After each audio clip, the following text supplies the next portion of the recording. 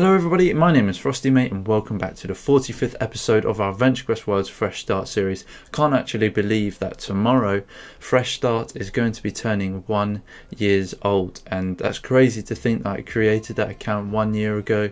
And to be fair, we've come a very long way, so I'd just like to thank each and every one of you who have subscribed for supporting me on this journey, and here's to another year of the AQW World's Fresh Start series. I know I've only started uploading and only started doing my YouTube 6 months ago, but I obviously recorded some footage before uploading them to YouTube. But anyway, in this video then I'm going to be starting the Bloodtusk saga, and I have to admit guys, this saga is so confusing. Like, when I was doing my live stream for the Nolgarth event, we were doing the Bloodtusk storyline, or attempting to do it before doing the Nolgarth event, because the server hadn't shut down yet, hadn't restarted, so the event wasn't live at the moment. I was thinking, oh man, what can I do in the meantime?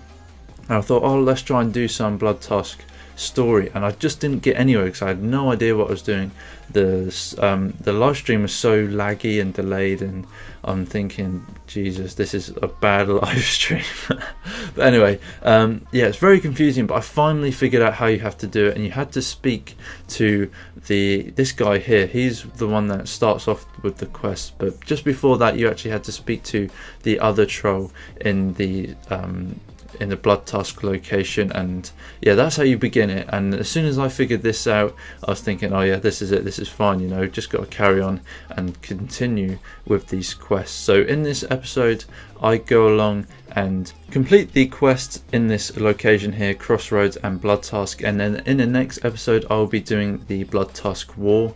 I think this is a good idea because not only do you guys get to see more footage in more episodes, but also you get to see non-heavily edited content. So I know that sometimes people don't like it where I speed it up or I cut massive chunks out of the episodes, so I think doing it this way, instead of me having to sit there and play like the content for an hour, maybe just, you know, cut it up into like half an hour video chunks, and obviously I do edit out some bits. I think this is the better way to do it, because sometimes I think that have I crammed too much content into the episode and therefore have to really edit it and speed it up and things like that. I mean, don't get me wrong, I do speed things up here and cut little bits out, but that's only, you know, just to speed up, instead of me having to run across the whole room and stuff like that. Or, you know, when I complete a quest like there, for instance, I go straight back to this person, because you don't need to see me running from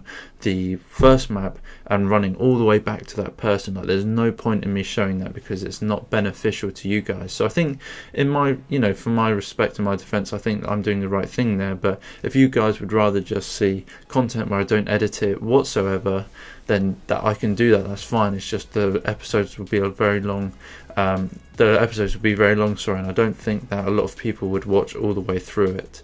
That's because I want to try and get my my views sort of, I want them to be not constant, but I just want it to be where, you know, everybody sort of watches at least 75% of the episode, because on analytics I'm looking at how long people are viewing the video for, and it's going up, to be fair, but it's only around the 3-minute mark, so you're only getting really through 30% of the video before you know, they decide they don't want to watch anymore. So I'm trying to like figure out how to increase that and make it better for you guys. So I'm thinking editing and all that sort of thing, but I'm going to stop rambling on and I'm going to talk about the gameplay. So all of these quests, I have to admit, were very similar. All you had to do was defeat some of these monsters, go and plant some of these leaves or something like that, pick up some leaves, go to a fountain and all that sort of thing. And yeah, they were very, very similar, and I'm not fussed about that because, you know, there's only so much you can do in the game, right? I mean, you can only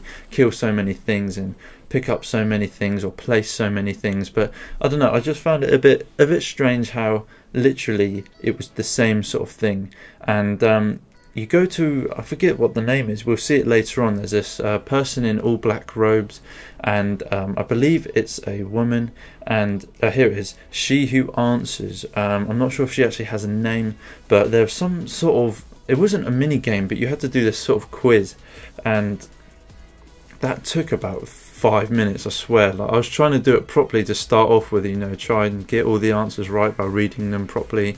And this is it here, and I had to speed this up, guys, because honestly it took so long. And yeah, as I said, I was trying to read them all properly to try and answer the questions, but there must have been at least 30 of these questions. At the end I was just like, I'm just going to pick any random one, because I thought if you got it wrong you had to start all over again, but luckily you could go back to the section to repeat the question and answer a different answer. So yeah, to be fair, guys, I wasn't thinking about including this in the video, but I thought it'd be good to show you you know, 100% of what I do in these videos. And yeah, man, honestly, you'll see this for another at least 30 seconds. It's just, I don't know, it's just very strange, because if you got the answer wrong it didn't even matter in the end, because you could just repeat the question. So yeah, it was a bit strange. And it's, yeah, I mean, there we go, that's it, finished. So obviously it didn't take nearly as long, because that was like 300% sped up.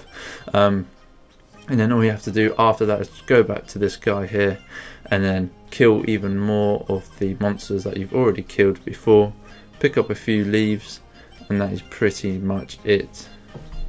I decided to go for the trolls first because I believe the troll spellsmith, I think that's what the class is called. It might not be that at all, to be fair, but I'll call it the troll class. I believe the troll class is actually a lot better than the troll one. No, sorry, the hawk one. The hawk evader, I think it's called, or invader. I actually have never used that class before, so I'm not entirely sure if it's good. And to be fair, I probably can't say it's better because I haven't used it, but the troll class is, well, it used to be so OP. I can remember using it in player versus player in Bloodtusk Brawl, and dude, honestly, I used to hate people who used it. I mean, obviously I enjoyed it when I used it because I just used to one-hit everyone, but when you were playing against it, you know, that was like one of the main classes that changed player versus player. That was like the first sort of, oh my god, this, you know, class can hit 2000 damage per person, you know. It was crazy. I mean, beforehand it was Dragon Lord. Necromancer was also very good back in the day. I used to use Mage. I just used to be the classic Mage runner.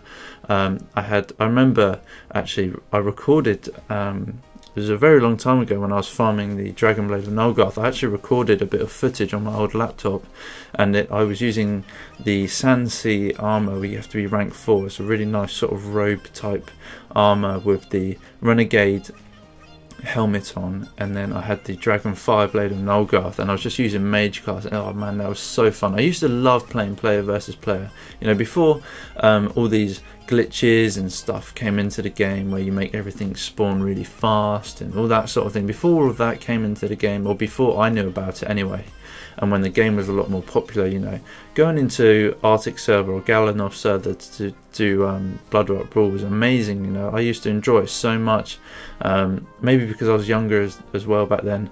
But I don't know if people do Bloodtusk Brawl anymore, just like normally. I'll have to like go onto the most popular server, probably Arctic's, to find out. But I'd love to just create a new account, get Mage class, get it to rank 10, and just do some player versus player. Even though I'll probably get one shot by everybody, I think it'll be really fun.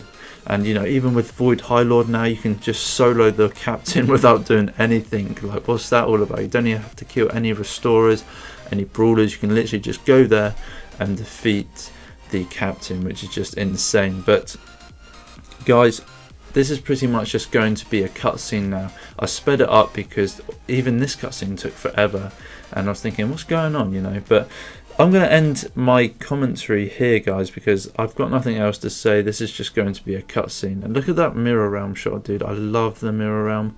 I'm looking forward to doing the Mirror Realm lore later on in this series, but I do hope you enjoyed this one. Stay tuned. I might do a video tomorrow to sort of look back at what I've done, as Fresh Start will be turning 1 year old tomorrow, and that means you unlock the Elite Asgardian armor, I believe. I'm not sure. I think you unlock the set when you play for 12 months, which is obviously a year. But I hope you enjoyed. If you did, please subscribe. It really does help more than you think. Not in a financial way or anything like that, but it's always good to have people supporting what you do. So I hope you enjoyed this one, and I'll see you in the next video. Take care.